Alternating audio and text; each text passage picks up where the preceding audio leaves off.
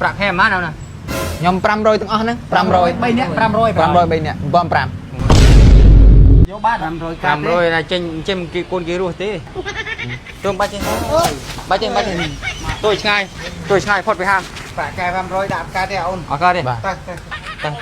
ចាំបែងប្រាក់ខែប៉ុន្មានទៅប្រាក់ខែ1500ខែ1500នេះ1500នេះ200នេះ200ចុយនេះ200ប្រាក់ខែ200តែយកទៅខ្ញុំ500បើខ្ញុំ200ទៅឆ្ងាយនៅការខ្ញុំ500ហាងនេះរំដាប់តែនេះប្រាក់ខែ1500ឡើងបងបានអូយថយឆ្ងាយទៅវិញយ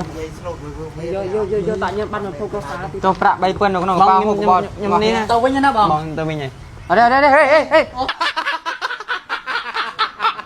អោះច្រឡំកមើលកាមេរ៉ា24ជ្រុង